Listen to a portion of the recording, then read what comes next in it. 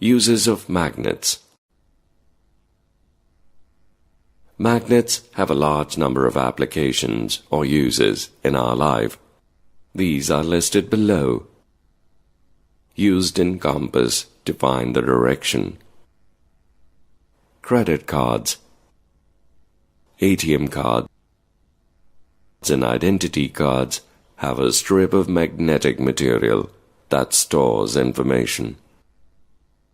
Television and computer monitors use magnets. Computer hard disks and audio and video cassettes have magnetic material that stores information.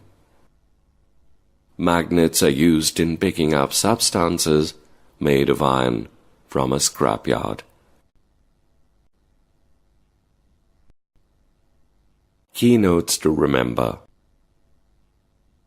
Magnetite is a natural magnet known as lodestone, which means leading stone, as it was used for leading or directing people. A magnet can attract iron and other magnetic materials. Magnetic force acts from a distance. In a magnet, the regions of strongest magnetism are called poles. If a magnet is freely suspended, its north pole points towards the north and its south pole towards the south. In a magnet, unlike poles attract and like poles repel each other. A piece of magnetic material can be magnetized by rubbing it with a magnet using single-touch method. Nowadays, magnets are made with the help of electricity.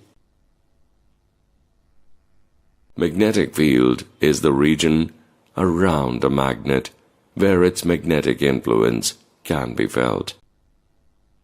Magnet can lose its properties due to dropping from a height, hitting with a hammer, applying heat and improper storage. Key terms. Magnet, an object that attracts substances like iron, cobalt, and nickel, is called magnet.